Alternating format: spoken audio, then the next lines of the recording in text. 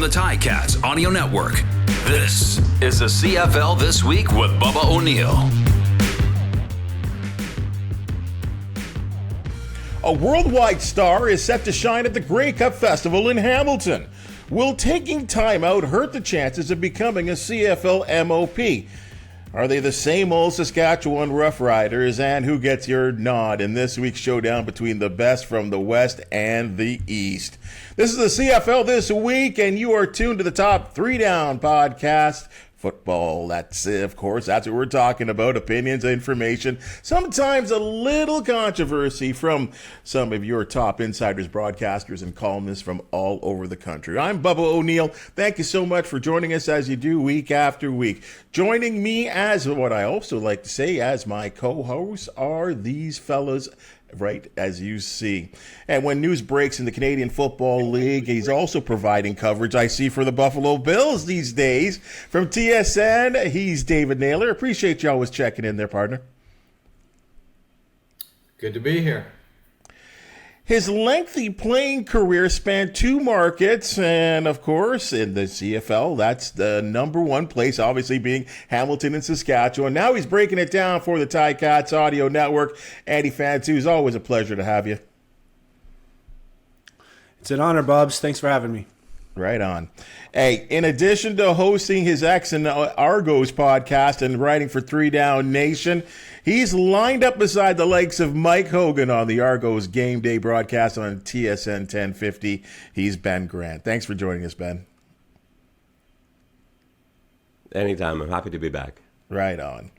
Okay, guys, let's get right to work here. We've got so much going on these days, but I mean in the Canadian Football League. But we got some breaking news. Throw you a little audible. Carrie Underwood to perform on the Friday of Grey Cup week in Hamilton. Dave Naylor, big get or not? Oh, big get, a huge get. I mean, yeah, it's I got to say that's one that grabs the headlines, right? And of course, she has a bit of a connection to this country too, right? Because her husband is Mike Fisher, who played for the Senators for years, right? And it was actually funny because I covered the Sens for years and covered Mike Fisher for years. And then when he went to Nashville, this little story here, I was doing a story on the Brent Peterson, the Preds assistant coach, who had Parkinson's disease and was doing surgery. He's also the brother of Greg Peterson, who's on the Stamps broadcast. Everything is connected to the Canadian Football League in some way, shape, or form. Anyway, I saw Mike Fisher. He walked into the coach's office, and I hadn't seen him in like 3-4 years since I covered the Sens, and he was playing for them. It was like, so what's new, Mike? Other than like marrying the biggest star in the world, who's worth $500 million. It's like it's kind of like surreal. So yeah, she's a big deal, no question. Ben, did he catch you by surprise this morning? A little bit, yeah. And I like Dave said, I think it's a huge deal. I know people like to critique whoever the CFL gets for halftime shows for any kind of performance, it seems, even when they do a great job with it. Like we saw with BC last year and some of the artists that have been brought in by various teams. I think it's outstanding. I think this is a great get. And I always like to look on the positive sides anyway, but how can you not with a star like this? So, yeah, good job for the CFL. Andy, the thing that amazes me, and the way firsthand how the Tiger Cats work, and they kind of like these big splashy surprises. This is the Friday festival, so it makes me wonder if you're going to have her for a big name like that, worldwide Grammy award-winning actress and performer. Who are they going to have on Grey Cup Day, on the actual day? I would think that's going to be just as big. Well, there'll be a lot of anticipation for sure. I agree with you. A star like Carrie, from her rise from American Idol when it was all that jazz, and what was it, the 4th season, I believe, that she came out of. I think someone like her, that's that big, will bring in new people into the city for Grey Cup Festival. Not just the people who are already coming will be excited that there's a performer that they like, she might actually bring in new demographic and more economy and just more buzz around the Grey Cup Festival and around Hamilton and the greater Hamilton area. So I think it's incredible, really. It is. So I'm pumped. And like you said, who are they going to have Saturday, Sunday? It just makes people are going to be glued to their feed leading up to the Grey Cup. You know, Dave, when the Hamilton Tiger Cats and the CFL hosted the Grey Cup in Hamilton just a couple of years ago, I mean, it was during that COVID crisis. We were just kind of getting over it. There was still even a question a week before if they would allow the entire stadium to be full at that time, and then I guess they passed it provincially.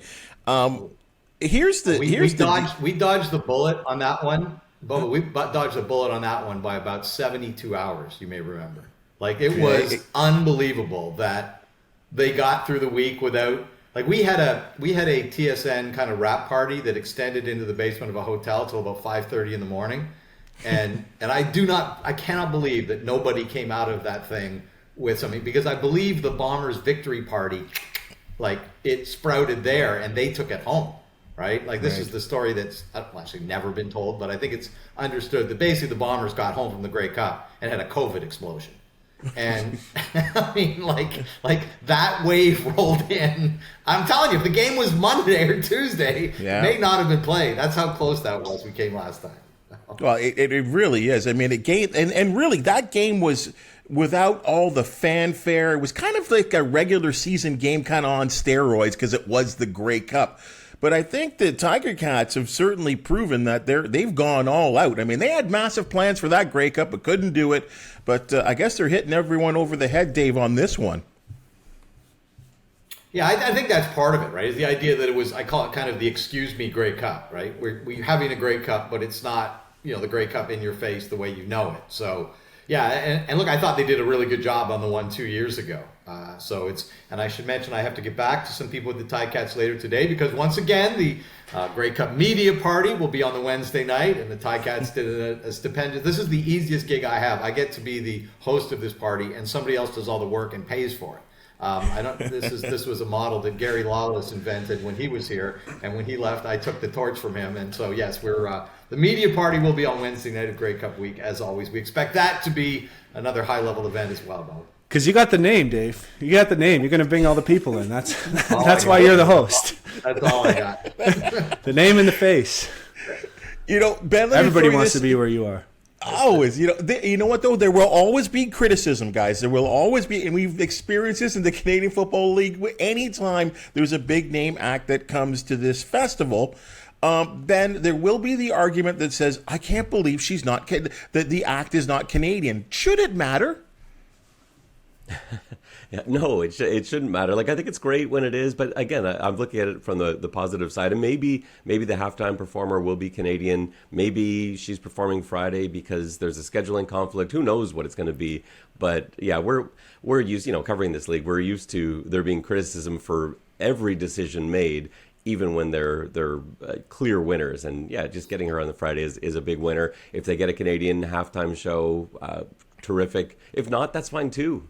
Just enjoy what they do have. It'll be excellent no matter what. We know Hamilton has been a great host. I expect them to be even better this time through because they've done it recently. So it's a lot of the same people involved. They know how to tie together things that maybe they wish went differently, or how to improve upon things that already went well. So yeah, I think let's not worry about who the act is or whether they're Canadian or American, whoever. Let's enjoy a celebration of Canadian football, and that week is going to be fantastic in Hamilton. Okay, let's get to the field, guys, and I'll come to you, Andy, on this one here. Obviously, the Argonauts are in a situation right now where they're starting to rest players. We've already seen it with the likes of A.J. Ouellette, Andrew Harris a little dinged up as well, missed the game against the Tiger Cats, a victory last weekend.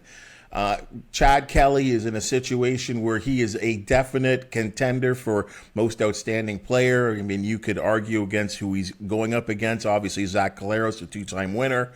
But there's a belief that they may have to rest him because there are so many weeks leading up to the East Final. Will that hurt his MOP chances if he takes games off? Well, absolutely. It has to hurt his chances. He's not going to put up stats in those games. He won't come. I don't think that's even a question of will it hurt his chances. Now, could he still win if he rests a game or two? Yes, he could. Will they rest him is a different question. I think it'd be smart to give him some time off. Depends on, I think it could almost be game to game, and it could be how the game flow is going. If he's in a game where he's taking some hits, taking some sacks, maybe lands a little awkwardly, I wouldn't be hesitant to bring him out of that game. Not necessarily needing to say, okay, you're off this week completely. So that Ryan Dinwiddie could handle it a few different ways. Now, I think Pinball Clemens, Ryan Dinwiddie, I don't think they're too concerned. I don't think they're overly concerned with Chad Kelly winning MOP. I think they do. It does matter to them. Chad Kelly is their guy. They extended him, paid him the big contract. So I do think they would like to see MOP be in Toronto and be Chad Kelly. So I think that plays a little bit of a factor, but not at the expense of not being healthy and 100% for the playoffs. They do have a bye, obviously, in the first round of the playoffs, so that helps with a little bit of rest. But I don't have a crystal ball, but I would think that he would be almost in a game-by-game situation. It would happen game by game. If he was getting big hits, they might want to pull him out if the offensive line wasn't holding up for whatever reason, which is unlikely based on what they've done all season. But that's how I kind of feel it going out. But if he does sit, if he doesn't play another game and misses the final 5 games of the season, it's for sure going to hurt his chances because he's just not going to have the stats that other people will get if they play every game. Dave, you have a vote in this, and I mean, obviously, you're not going to ask for your vote on who you want as MOP, but does that affect your thinking and the way you would your approach to maybe the 2 or 3 finalists that you have in your mind? Well, I think it depends how many games he doesn't play, and from what I understand, the Argos. And I talked to Ryan Dinwiddie about this briefly last week. That he was going to sit him for 1 game for sure, probably a second one. So you're talking about him missing 2 full games. And after that, it was going to be kind of like, he described it as sort of like a preseason game.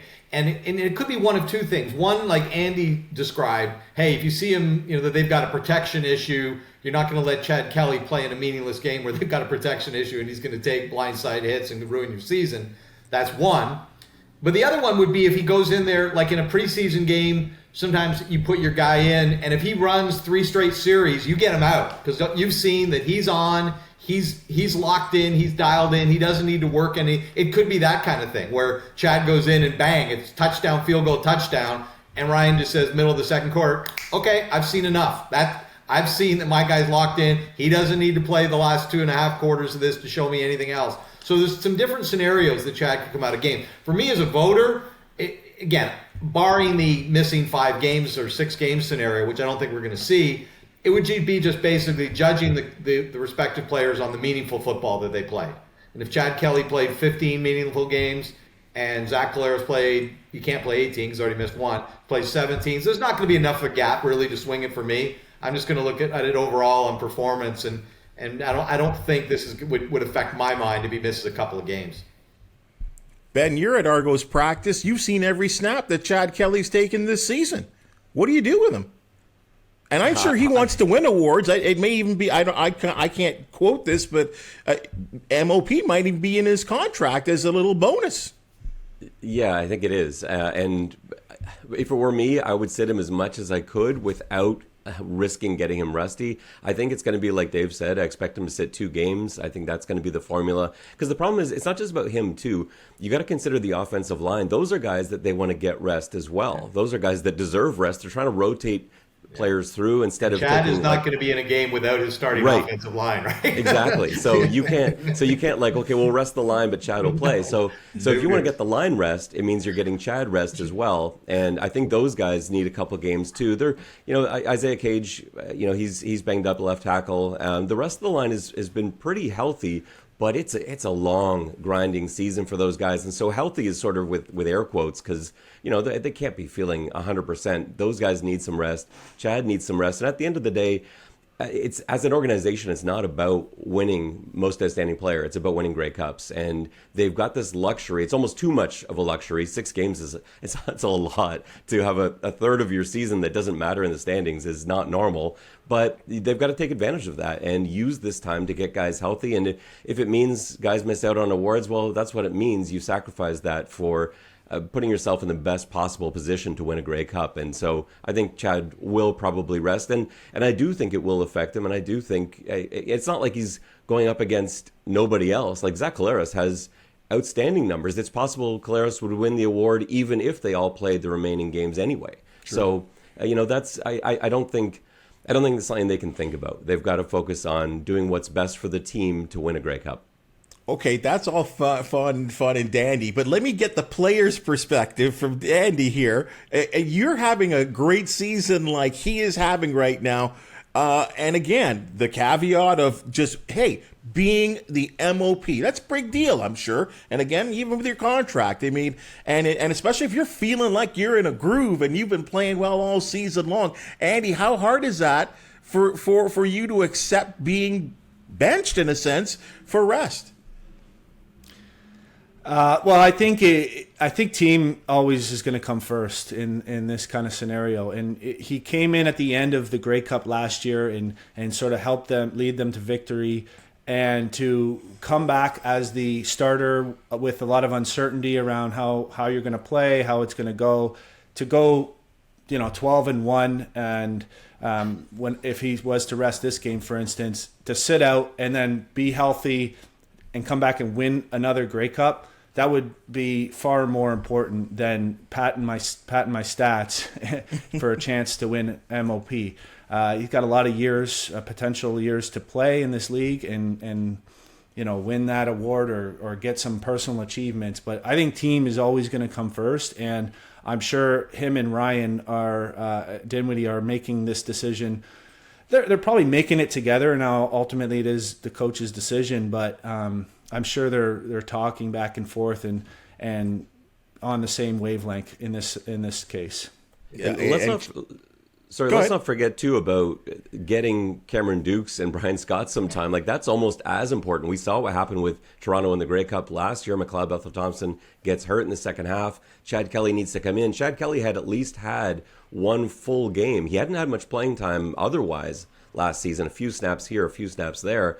Cameron Dukes and Brian Scott have had very little time at all in the CFL. It's been kneel downs and a few quarterback sneaks. And so those two games are just as valuable for them, because there's a huge drop-off from number 1 to 2 and 3 in Toronto, far more so than I think you have in Winnipeg, for example. And so they need to get those guys elevated a little bit so that if they do get to the Grey Cup, or even if it's in the East Final, if Chad goes down for whatever reason, they don't want to be sending in a guy that hasn't even stepped on the field for a meaningful snap. So, if they can get those guys a game each, that'd be great. If they can, platoon them for 2 games, whatever it is, I think that's almost as valuable as the rest for Chad.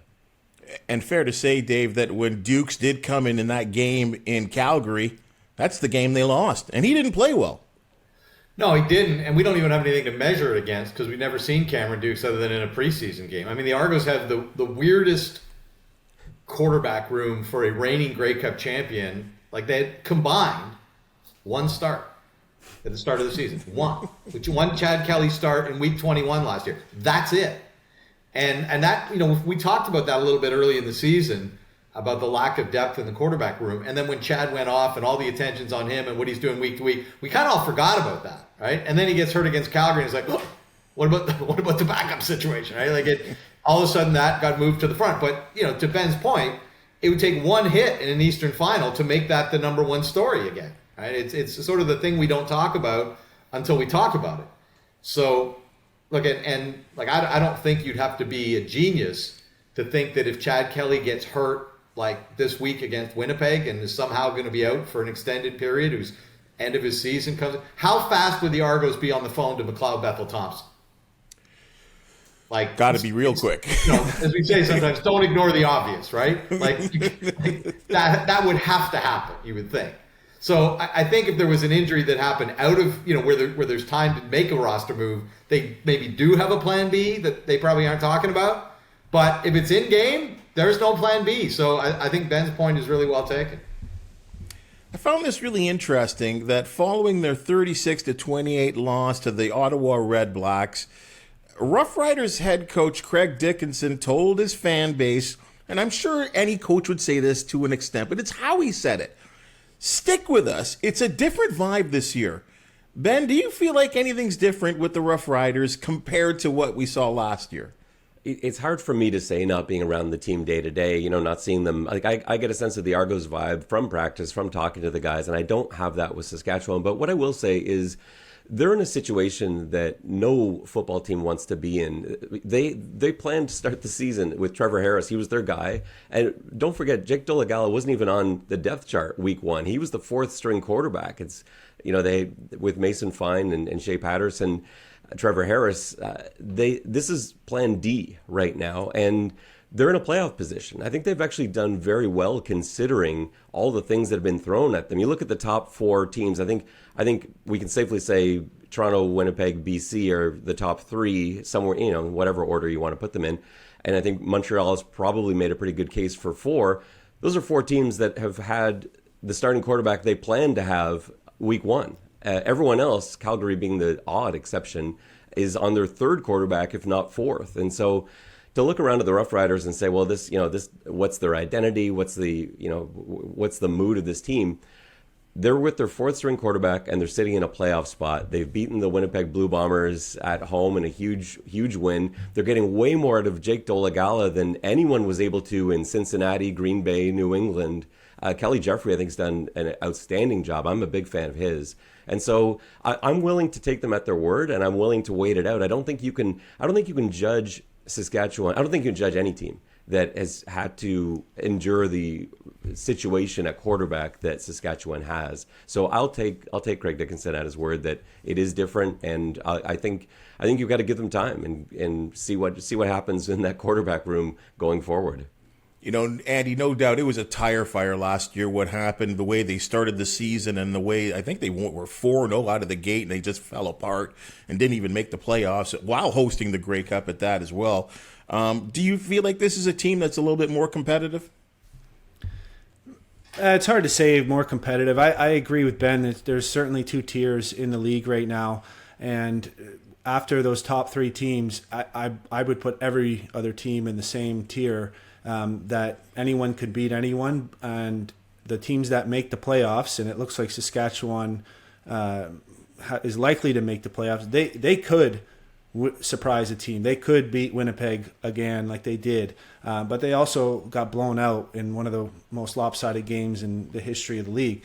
So I think, it's a different vibe this year. Sure, they had the merry-go-round at quarterback and receiver and different positions.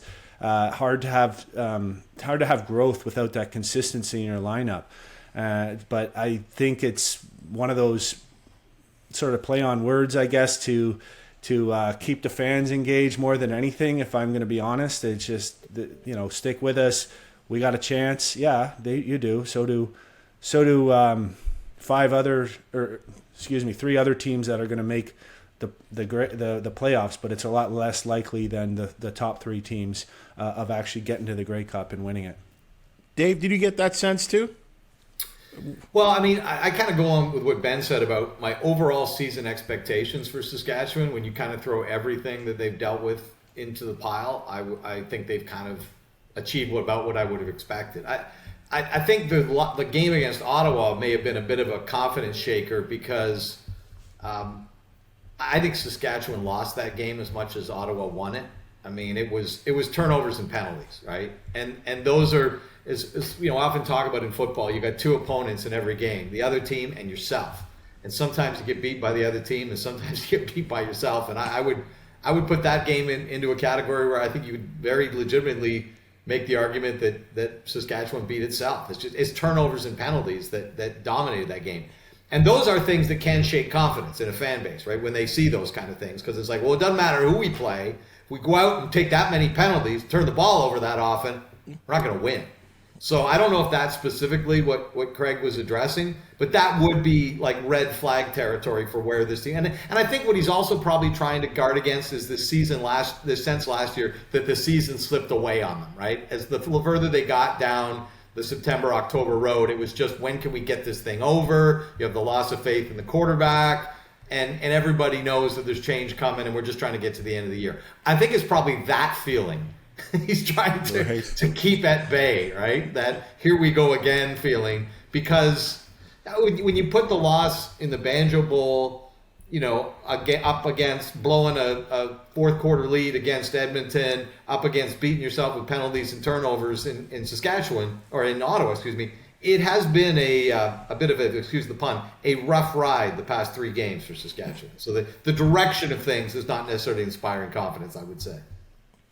Dave, right back to you on this one here. I thought the Lions, it almost like I don't know how much they were working and how much Coach Phillips was working on a scheme to slow down the Edmonton Elks, their offense, obviously, who have been directed so finely by Trey Ford and his various talents and developing talents. And one of those talents is his ability to run the football. And he ran for 43 yards in that game. But really, if you examine the game when it had any closeness to it, he had ran for 10. I mean, no one's done that so far. Is that the blueprint to stopping Trey Ford? It is, and I'll take my shot at this, and I'll let the other guys chime in because they're probably more scheme sufficient to talk scheme and X's and O's than I am. But I thought it was interesting because early in the Trey Ford era, if I could call it that, with Edmonton, you saw everybody trying to pass rush him. And of course, the pass rushers are going upfield and he's going the other way. And once he gets that step, right, and they can't reverse, by the time they've reversed direction, it's too late. And so he's gashing teams. And then you saw teams say, well, we're just going to kind of gently pass rush and kind of wall off at the line of scrimmage and block the run lanes and challenge Trey Ford to throw the ball against us. Well, then it found out he could throw the ball against them. So, okay, well, that plan didn't kind of went the same. So what it seemed like the Lions were doing to me was kind of a hybrid, right? Where they were pass rushing on the outside, kind of staying stable in the middle, and then also bringing sometimes the defensive back in, who was a lot more agile and a bit able to react to Trey's movements in the backfield as a spy sometimes, right? Or sometimes the spy was the linebacker. But it seemed to be kind of a hybrid of the 2 failed approaches to stopping Trey Ford that seemed to actually work.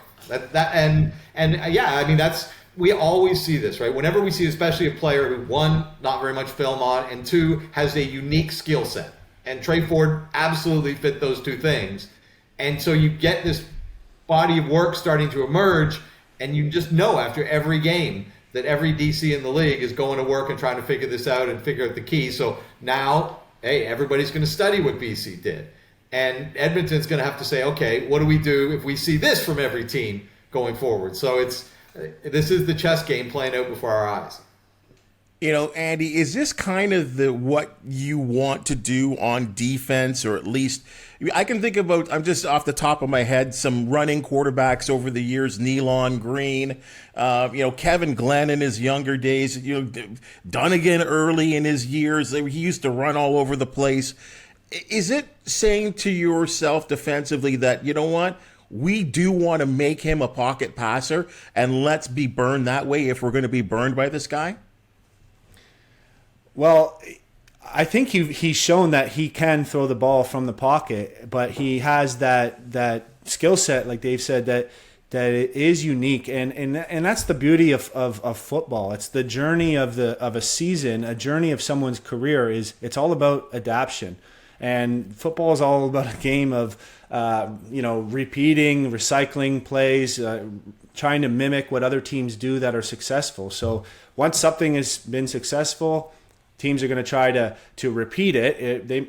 Not all teams have a guy like Trey Ford, but from a defense perspective, there's certainly going to be the teams are going to try to mimic what the Lions did against him, and the Elks are going to try to tweak it and try to stay on top of it. And that's just how it's going to go for Trey Ford. The more games he plays, the more film that's out there, the more people are going to know his tendencies and what they're trying to do to have success with him. And it's just a continuous evolving line, or a continuous evolving prototype of what you want to do on defense against him, because Edmonton's going to be evolving, and then the defense is going to try to keep up or get ahead and get in front of that. So it's the Lions did a great job last week, but you got to remember the Lions were considered possibly the best front seven or front four in the league at the start of the season, and they kind of went a little bit quiet in the middle of the season, and then another night like last week where they have 6 sacks. Let's not forget about the BC Lions pass rush, because these guys are serious. And every team has those games where they just can't quite find the rhythm, and that could be one of them. You could see him go against BC again and totally have a different outcome where he's running all over them and able to have a lot of success. So football is you find that the flow of specific games kind of goes in a certain direction, and you got to just play the game to however you can to win that game, and not think about what's happened over the history of a certain player, over the history of a season for an offense or a defense. It really is a game-by-game kind of thing, in my opinion. Ben, he's so unique in the sense of, we just don't know how to categorize him yet at this point. He has had so few starts, but yet they've been so dynamic. I know we use that word a lot, dynamic, and he's so athletic and that kind of thing. But, but it was a blueprint, is that kind of what you got to do with a guy like that at this stage of his career? Well, I sat down Sunday morning to write an article about what BC did defensively, and I couldn't write the article because as I started tracking how they took care of Ford, there wasn't really anything different that anyone hadn't done before. It's kind of like you guys alluded to before. There were a couple little things that were different. Like they had Woods, Sladek, and Varga all on the field at the same time quite a lot, like 3 middle linebacker type bodies. That was kind of different, but that was more in response to Edmonton's personnel groupings. They were just playing really sound, disciplined football. Like Dave said off the top, they weren't getting too much depth in their pass rush around the edge. They weren't really creating huge gaps for him to step up through.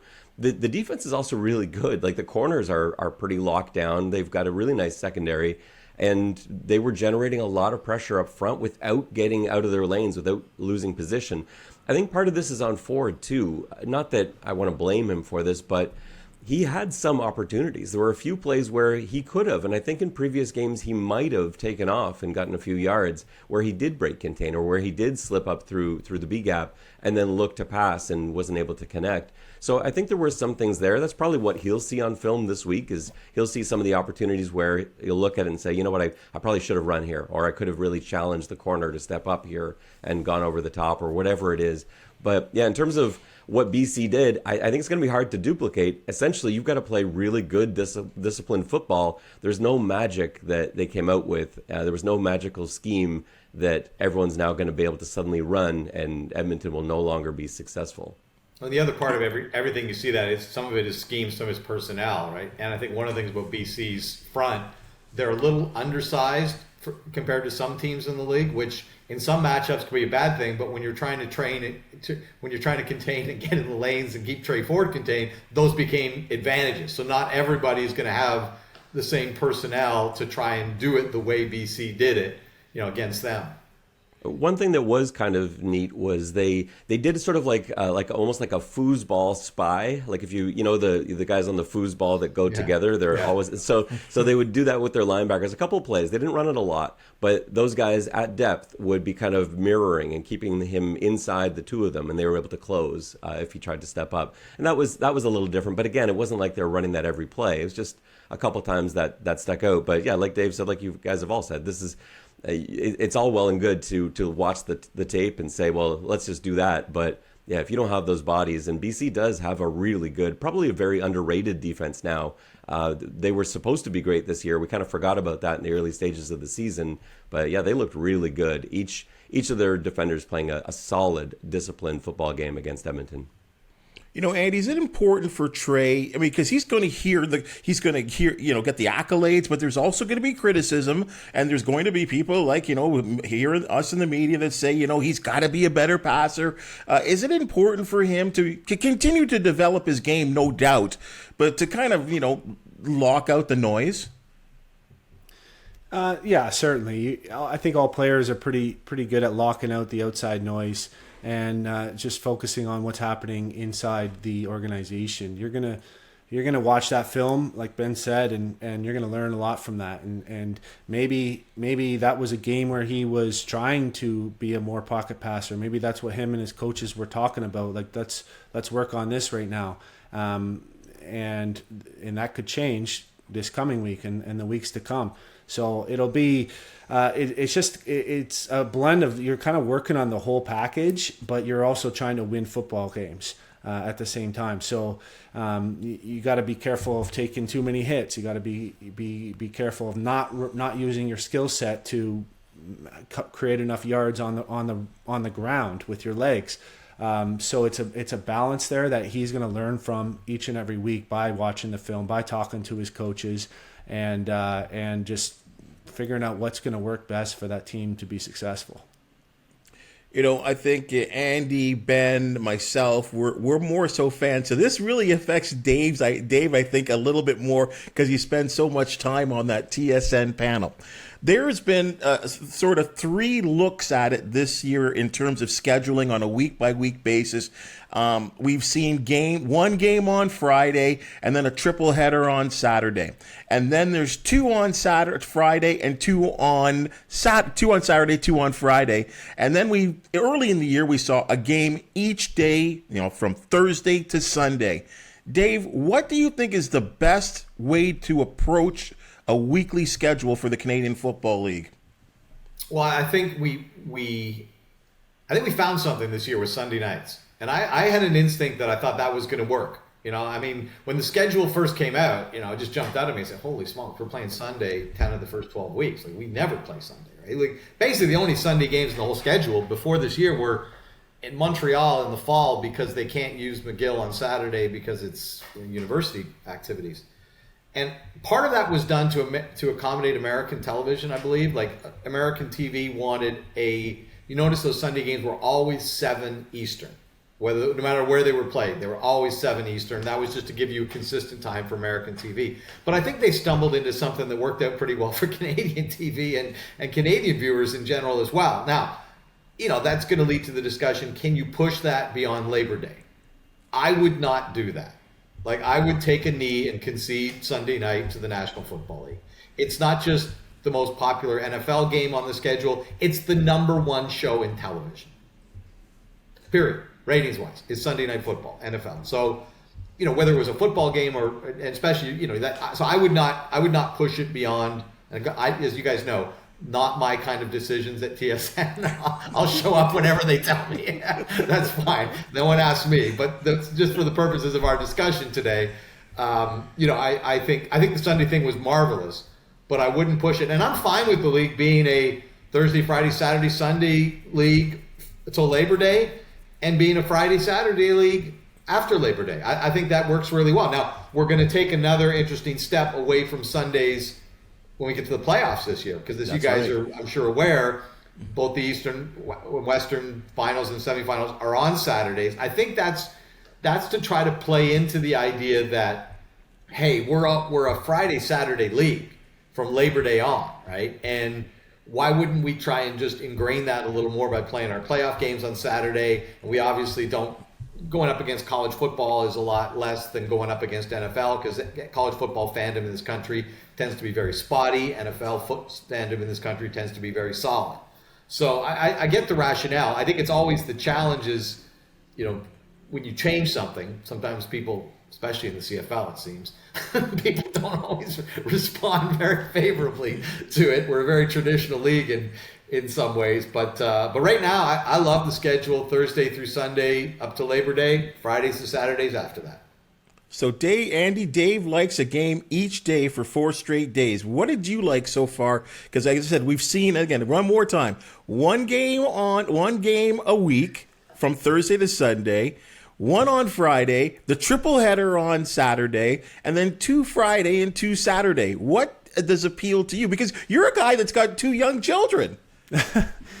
Yeah. Well, I actually agree with a lot of what Dave said. I think that playing on Sundays before the NFL starts is very smart.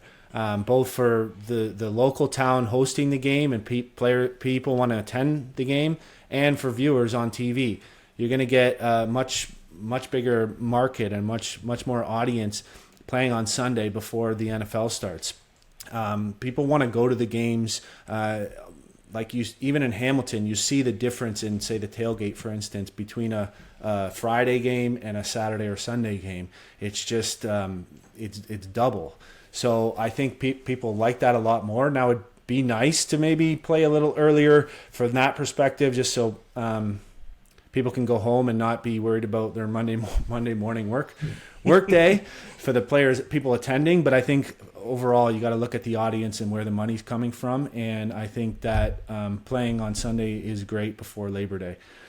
Now, I think from a player perspective, going from Thursday to playing Sunday and then playing Thursday, it's just bonkers. It really is.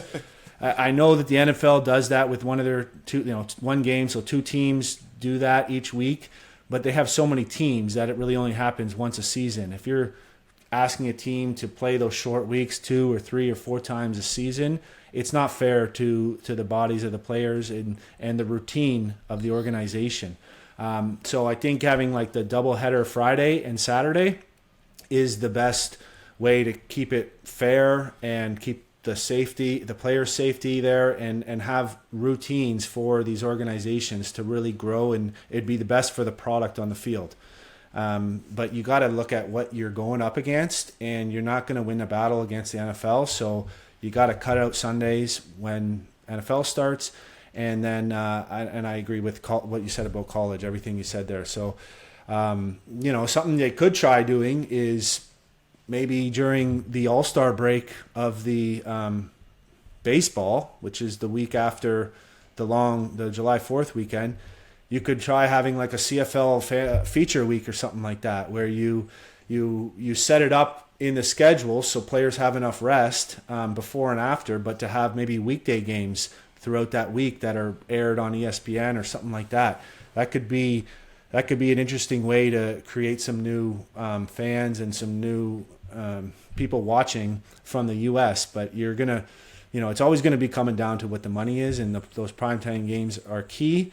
And but once Labor Day, NFL starts, I agree that it should be the Friday, 2 Saturday. Because as a viewer, I know I'm kind of rambling on here, but as a viewer, I also like sort of, if you can't catch the full game or both full games, you can kind of catch a bit of the one. You can hear the analysis and the preview of the next, and then watch some of the next ones. So you can kind of catch 4 teams and still be in touch with what's going on, all in one evening by watching anywhere from 1 to 6 hours of football. So that's another issue or another positive for me.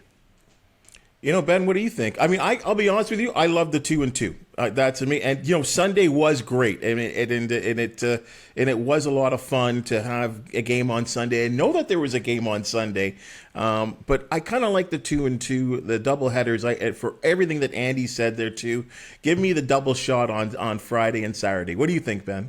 I like the combination. I thought Thursday to Sunday was great, and I think like Dave said off the top, you've got to acknowledge once the NFL starts, that's it, no more Sundays, and then maybe or Thursdays, and so you kind of have to skinny it down to Friday, Saturday. But like Andy said, from a player's point of view, this is terrible, and let's not forget too, the odd number of teams really handcuffs you in terms of how you schedule this. So not only are you asking, like with a 9-team league, to have teams have short weeks continuously, and some teams have had nothing but short weeks, it seems like, all season long, but you're also having the odd number to work with, and it just makes scheduling this really tough. A 10th team maybe changes the conversation a little bit. So from a player standpoint, I think, players union would be arguing, let's just do Friday, Saturday. And I think I fully get that. From a league standpoint, though, or a fan standpoint, the Thursday to Sunday works great. And then double it up Friday and Saturday once NFL kicks in. Let's talk some There's games, guys. One more thing. Andy. Yeah, just one more thing to add.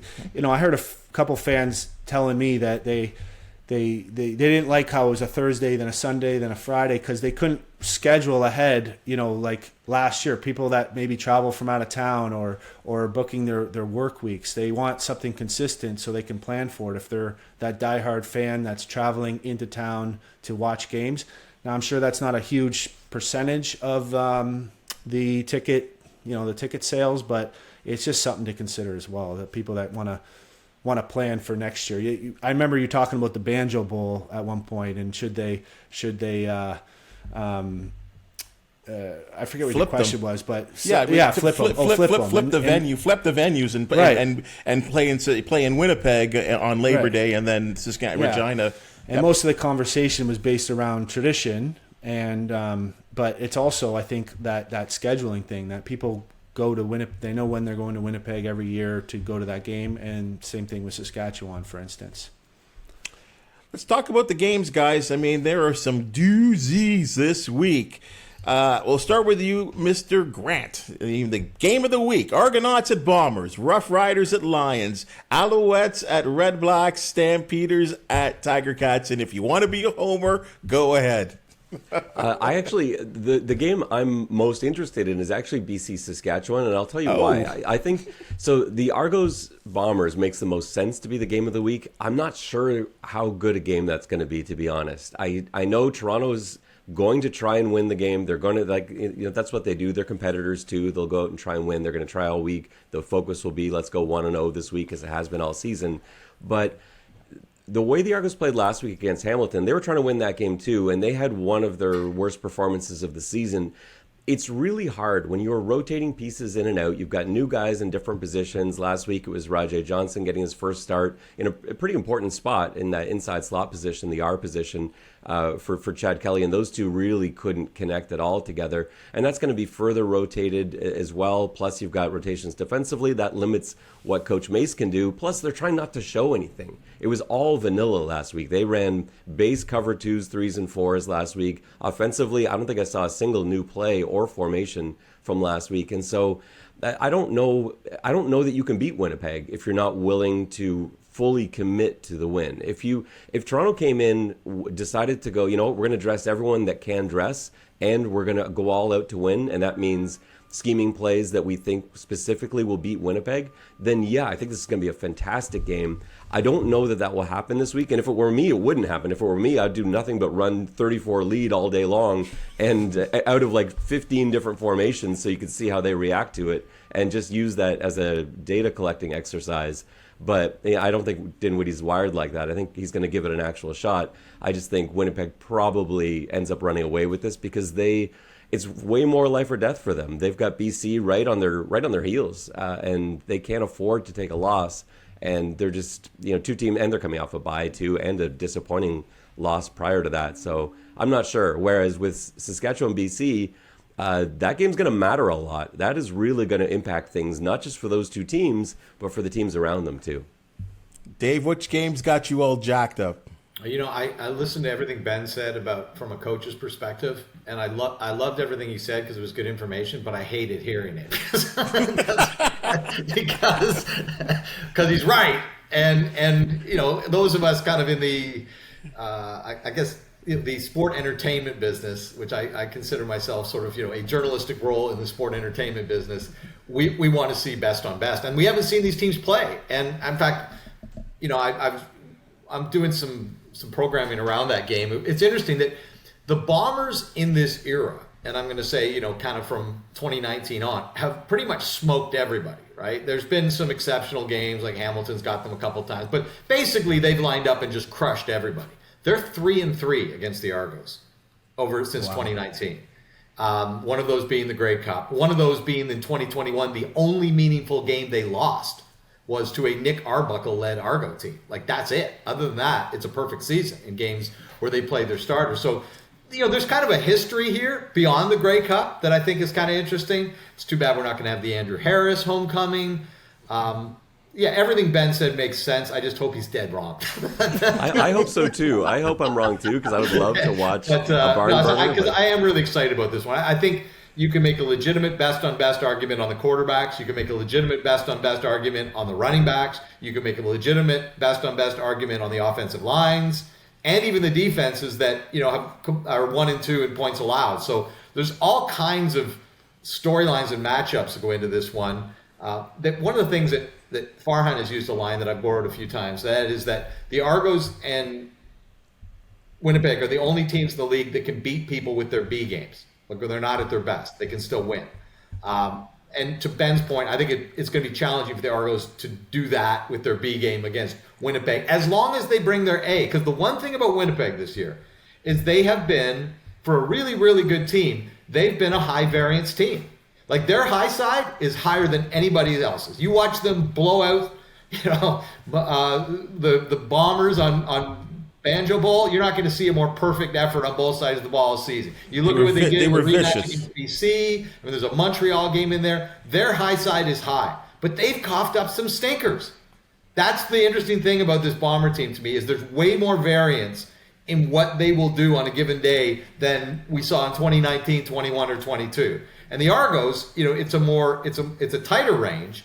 They haven't buried people as much as they've had fourth quarter games that have often not been close, and they haven't been perfect very often, but they've also won most of their games comfortably. So I think there's a really fascinating dynamic to play out between these two teams. We just might not see it till the Grey Cup, perhaps. Crazy thing is that game is sold. I mean, that game has been sold out like 2 weeks before kickoff. We've been pumping it for a month, Bubba. I think it's great. Why do you think I don't want to get off the horse here? Andy, what interests you this week? Yeah, this is an easy one for me. Argos at Bombers. It's must-see TV. You got Grey Cup rematch. Likely potential Grey Cup preview, MOP, front runners going head to head. It's got everything. All those position groups that Dave talked about. Like you got the receivers going against each other, the quarterback, the line, the offensive line, defensive line. It's got everything, and yeah, the Argos. That game doesn't mean anything to them, but I think it does. It does to the players, and when they get out there. It's gonna matter. They're not gonna lay down. They're not gonna just give up or anything. This is a must-see TV. This is an easy one for me. Yeah, and I can imagine. And you know what? We've seen this, I think, a couple of times that when we test or question Zach Collaros, especially when we kind of line him up against Chad Kelly and the season Chad's having. I've always thought Zach is a very proud guy, right? And he seems to play his best in these situations. But again, with all due respect, Ben, the Argos have been able to defend. They've been able to move the football. I mean, we just saw it against the Ticats. And you said you weren't happy with their performance, but it seemed like at times they were doing things against the Ticats at will.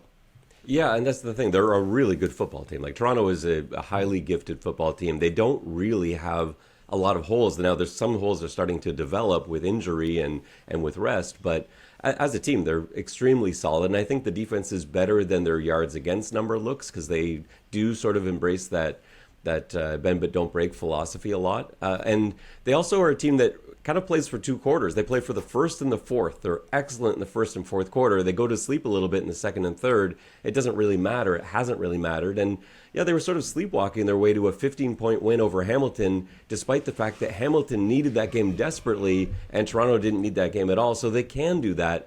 I just think it's one thing to do that against Hamilton. It's another thing to do that against the A Bomber team, the Bomber team that's on.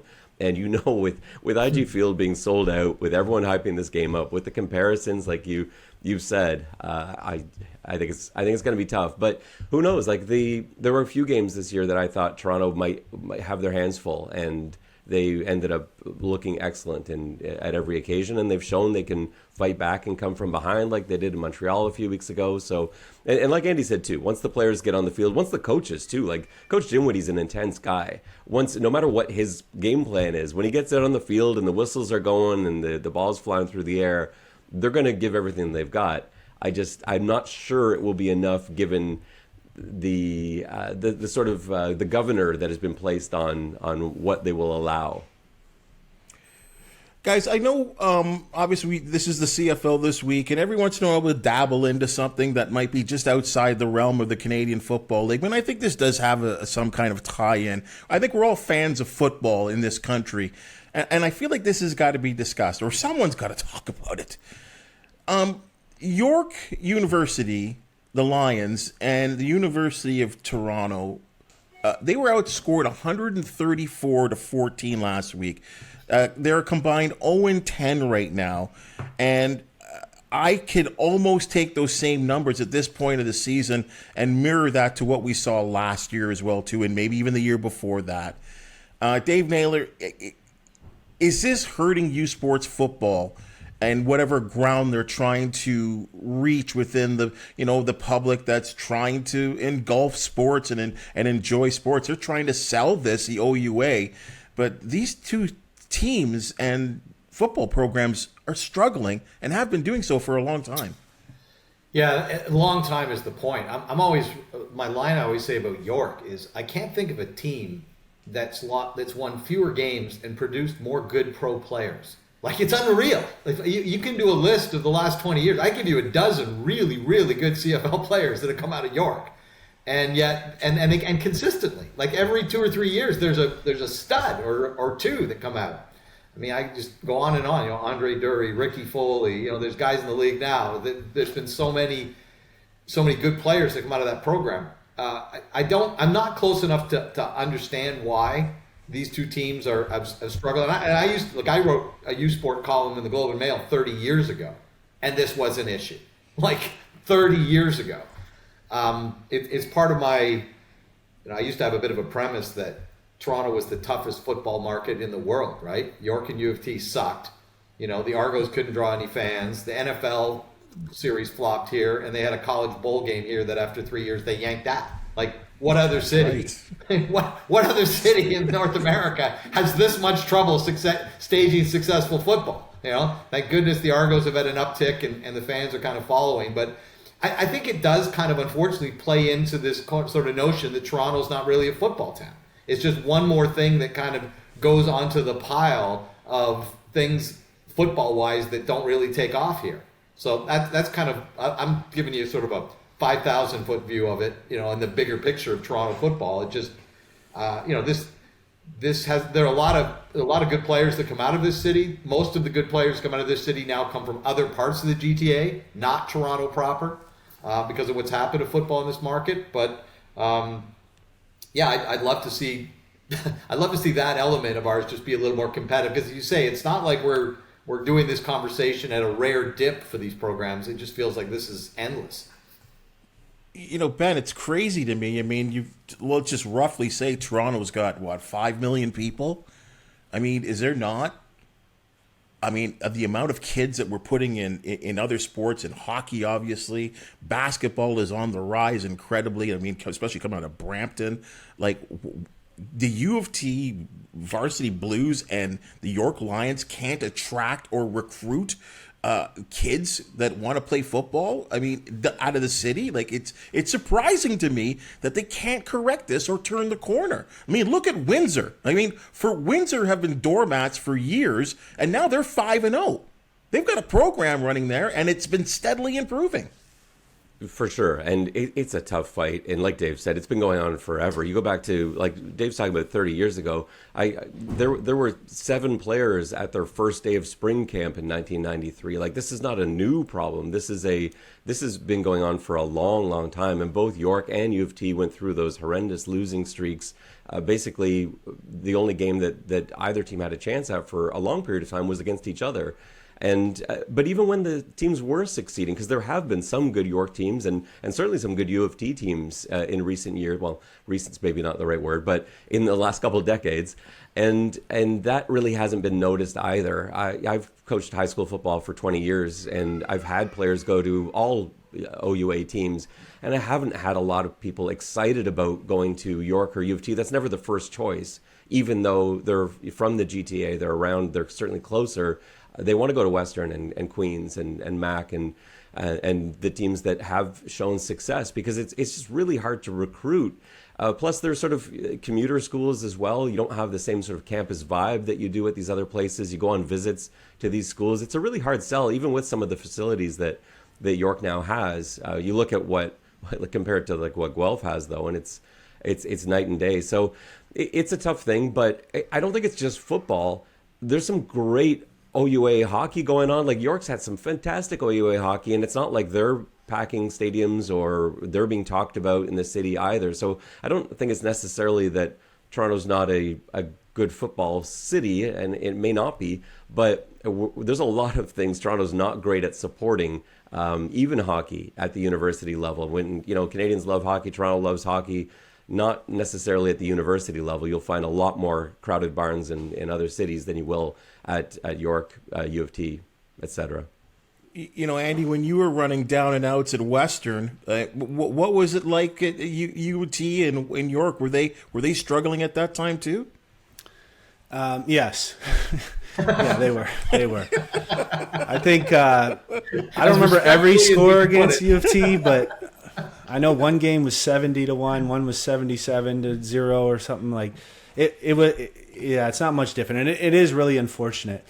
I guess what I could say, like I know Pinball's busy. He's got his own thing going on, but maybe like Gizmo or Williams or somebody, like we need a Dion, we need Dion to come in there and do what he's doing in Colorado for the Toronto University.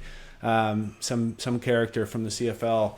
But I don't know if that's realistic. Yeah, it's just unfortunate. And I don't think it's a university town really for sports. Those are great schools for academics, and they have a lot of positives in other areas as well. And it's just unfortunate in the football world.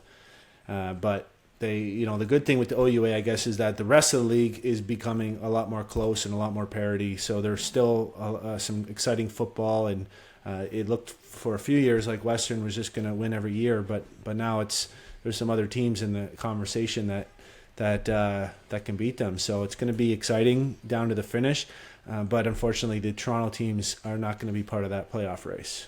Do you think, Andy, it brings down the league, the I guess the notoriety of the league? Of the OUA? Yeah.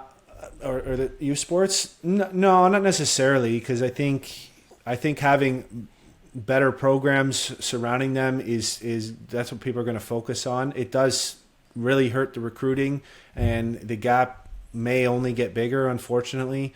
But it's I don't think it has too much of an effect, because in the U.S. college football is massive, and there's teams that are doing just as poorly as the Toronto University teams are in the OUA. Dave, Andy brings up a great point. Does it just need a big name, like someone that can attract players or attract attention for at least one of these programs to get going, or is it just not going to happen? Well, it's funny. Like you could have guys transfer, right? Like there's nothing restricting transfers in OUA football, I don't believe. But I just think the stakes are not. I mean, look. I guess the question would be, first of all, what are the backings these? And I'm going to go into territory I don't know and just ask some questions that would have to is like, what's the backing from the schools of these programs? Like, do they have football programs because they really believe in that and they want to be competitive, or just because there's always a backlash. You try to get rid of a football program. U of T tried to do that 30 years ago, right? In the early 90s, they tried to get rid of it. And of course, the history of U of T football goes back, more than 100 years. So you're going to have trouble doing that. So that would be one of the problems. I mean, I know, for instance, I know Mark Trestman was doing some work with the York program, this recent weeks over the summer. So I mean, they do have access to people that can go in and kind of elevate maybe the level of expertise or coaching that's available and things like that. But I think the big thing is that here's the problem. we're talking about these programs because they're terrible and because they're extreme terrible, right? What's the bounce if they were good? Would it matter, right? And that's the difference between, if you want to take the extreme example of Colorado and Dion, right? They were terrible. Yes, people talked about because they were terrible, and then overnight they're good, and they're not just the number one story in the Pac-12 or in college football. They're the number one story in sports, right? That's the bounce you get by turning a program around. What's the bounce you would get if you turn U of T or York around? And I'll go back to Andy's point. He just said it's just not a university town. It's not a place where that kind of thing is going to get a school or group of players necessarily to the kind of place that you might expect if you did it in the NCAA, or frankly if you did it in an OUA program, that's somewhere else that goes from the bottom, like you mentioned Windsor being 5-0. I'm sure they're getting some bounce out of that. I just don't know if you get a payoff, if there's enough incentive to get a payoff out of improving your program, and making some significant investment in it. But the first thing I would look at, if I was doing this story journalistically, I would look at every school in the country and see what they commit dollar-wise to football and see where U of T and York come out. And I say that blind. I don't know. Right. But that would be one of the first questions I would be looking at. Many questions. Certainly you hope to see the turnaround. I mean, it just, you want to see some competitive football. Like I said, 134-14. Well, I mean, one of the problems also, Bubba, and this goes for some of the Atlantic games, getting smoked by some of the Quebec schools, and the issues there is, we put every team in this country on one tier, and they shouldn't be, right? Like there's teams that are competing with very, very, very different resources available, and the same thing in the NCAA. But they break those into, right, the D1 schools, the 1AAs, which now FBS, Division II, Division III, NAIA. You can tier your teams based on the resources that the schools are able to have to compete. Because our country only has 27 college football teams, we can't really create 3 tiers. And I know there's been efforts to try to create a super league where you'd rise the top 8 up to a TV contract and just have them play each other. I don't know why that hasn't happened, but I'd watch that's that. Another issue here is whether you could get into relegation. I think that relegation would probably not be a bad idea for U Sport football, to be honest, because then you could have teams like U of T and York try to climb their way up rather than just getting the snot knocked out of them by Andy's program. Would be at 25 years ago or this year, right? So.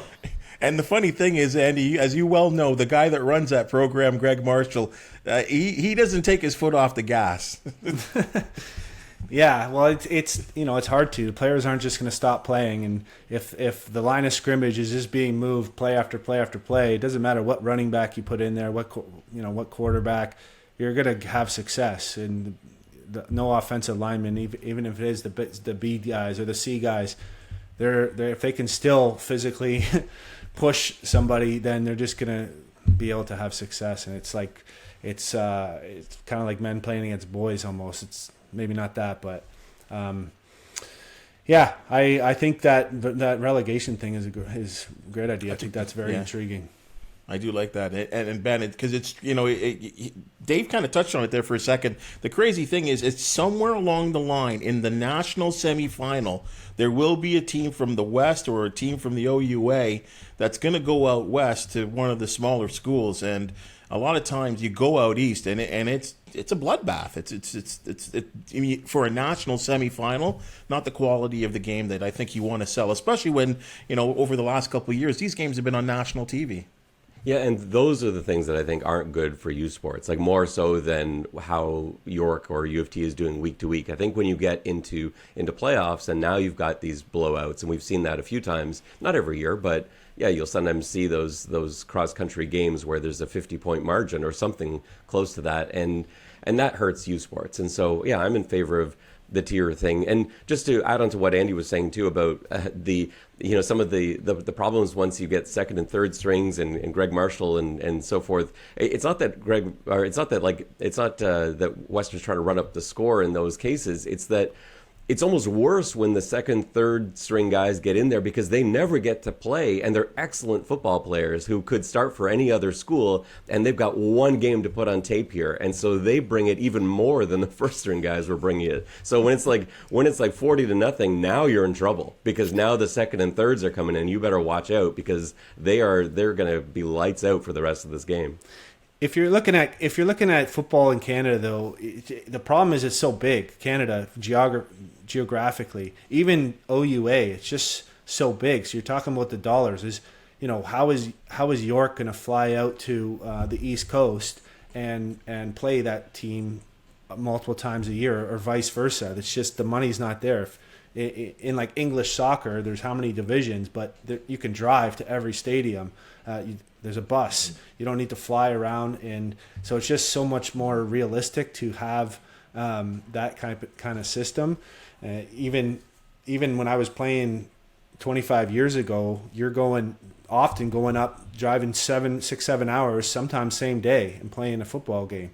Eventually, we got moving to the day before, but it's not always like that, and especially if you don't have the budget to do that, it's not going to be a good product in that regard either, because you're going to be getting off a plane or a train or a bus and going to try to play a high level game of football, and that's just not right. Yeah, I guess those London to Ottawa trips were a good little haul, that's for sure. Mm-hmm.